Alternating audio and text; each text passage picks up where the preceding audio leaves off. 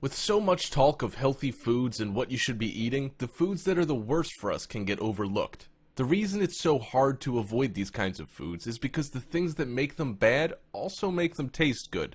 Fatty foods typically taste good, so do sweet and salty ones, which means a lot of the foods you love are likely not the best things you can have. But you don't have to resort to living like Tom Hanks in Castaway. There are plenty of foods that you can turn to that taste amazing and won't jeopardize your well-being. It's about learning why certain foods are bad so you can make better choices on a day-to-day basis. That being said, here are some dietary landmines to watch out for and step around.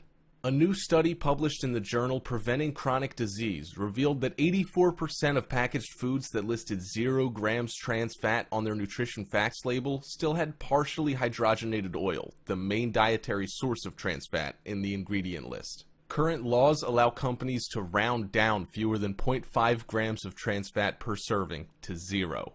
The good news? The amount of trans fat we eat has dropped in the past 30 years, according to a recent study published in the Journal of the American Heart Association. Men are consuming 32% less trans fat and women 35% less than they were in 1980. Still, 1.9% of men's daily calories and 1.7% of women's daily calories come from trans fat today. The American Heart Association recommends limiting trans fat to no more than 1% of total calories consumed. Even a few daily grams of these fats increase bad cholesterol, decrease good cholesterol, and clog arteries. And Harvard researchers estimate that trans fats cause up to 228,000 cases of heart disease and 50,000 deaths annually. Since 2 grams is the most you should have in a day, allowing food with 0.5 grams or less to call themselves trans fat free is a real problem. Simply said, you're best off avoiding trans fat containing foods completely. I'll also show you some quick examples of food rich in trans fat that you might not even be aware of. The first is non-dairy coffee creamer. Half a gram of trans fat in creamer can quickly turn into multiple, since consumers tend to use more than the serving size of a teaspoon per cup. And the typical American coffee drinker guzzles an average of 3 cups of joe per day. On many zero trans fat labels, you can find partially hydrogenated oils as the second or third ingredient listed. The second one is peanut butter. Some companies use partially hydrogenated oils to achieve a long shelf life and creamy texture, so check the label. To be safe, opt for the natural variety. Although it's chunkier, it's also healthier and normally made with just salt and peanuts, not oils loaded with trans fat.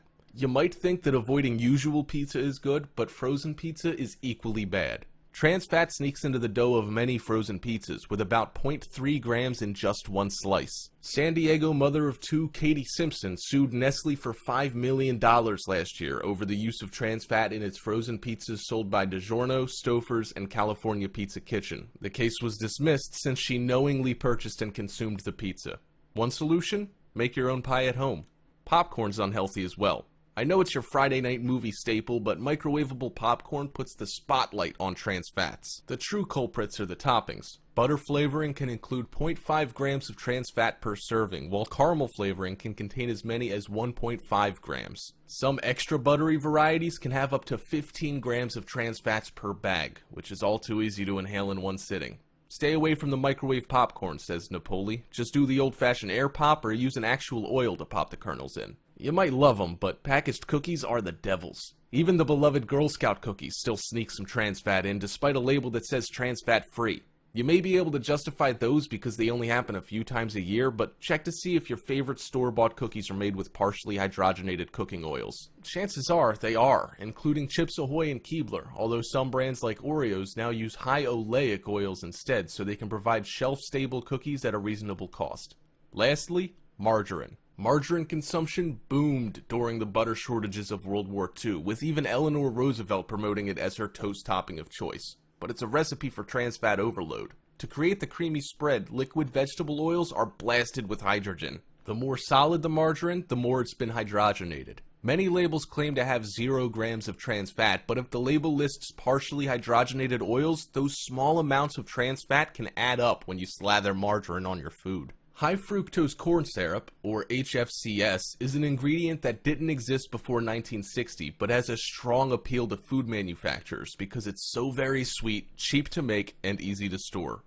According to David Zinczenko in the ABS diet, the human body doesn't have a shutoff switch for HFCS the way it does with real sugar. This leads us to keep drinking a cola or eating sweet treats long after we would have stopped if they were naturally sweetened. Those who pay attention to what they eat may have noticed high fructose corn syrup creeping into an alarming number of foods in the supermarket aisle. Corn subsidies and other trends have pushed this relatively unhealthy substance into many of the general food groups that we shop for on a regular basis. Here are some of the popular food and drink items that contain high fructose corn syrup, an element with a lot of sugar that has been known to contribute to diabetes and other conditions when eaten in excess. Soft drinks are packed with HFCS.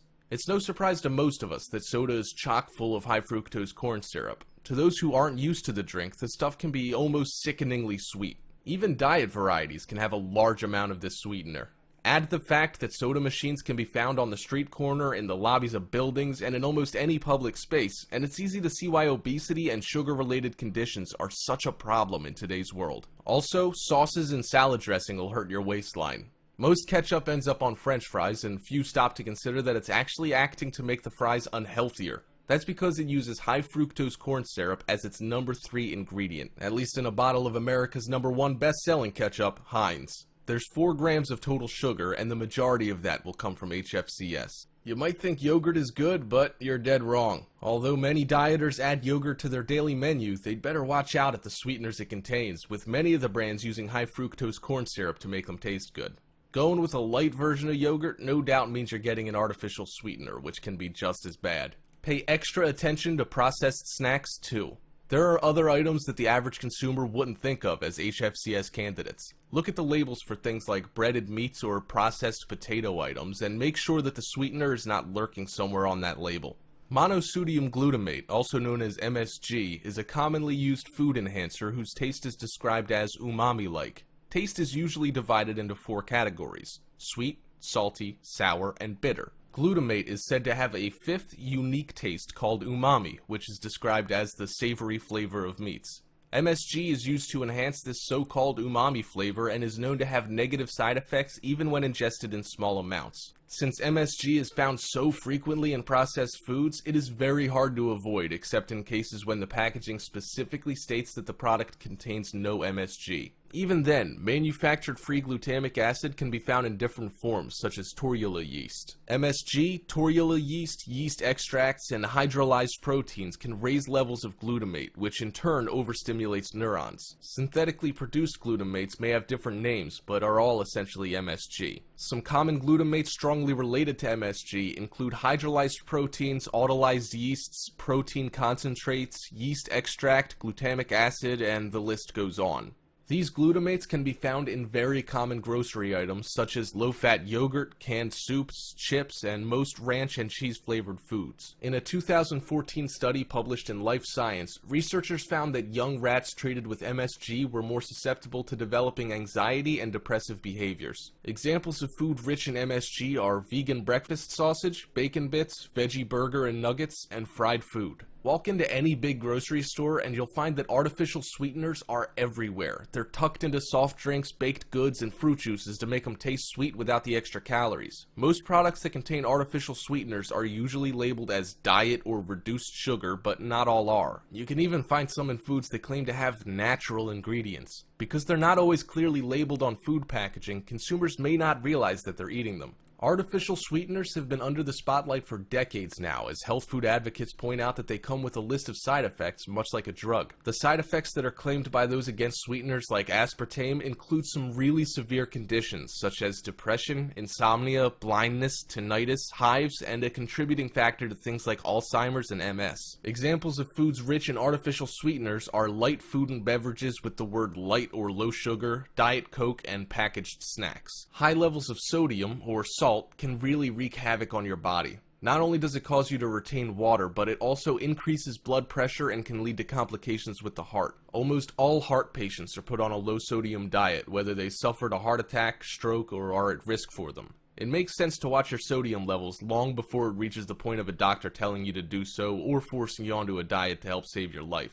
Foods high in sodium are cheese, salty snacks, frozen meals, bread, and tortillas. Foods high in calories can really add to your waistline in a hurry if you're not careful. The reason they're so sneaky is because you can consume hundreds of calories quickly and not even be aware of it. A popular dieting theory is that the fewer calories taken in, the more weight you'll lose, all else being equal. That's why you see people going on low-calorie diets and trying to burn calories in the gym. You don't have to go to extremes, but minding the calories you consume will lead to a healthier you. Examples of food choices high in calories are pasta dishes, chocolate, and chia seeds. It's not as if you have to go low carb or no carb, but you should still keep an eye on your carbohydrate intake. In fact, there's even a recommended daily allowance set at 130 grams. Why are too many carbs unhealthy? Foods high in carbohydrates will be digested quickly and tend to increase your blood sugar levels. This causes a release of insulin, which produces glycogen, which gets stored in the body as fat. They're also responsible for making you feel hungry again quickly and can lead to more eating and overeating than would otherwise happen. Examples are bagels, coffee drinks, and movie popcorn.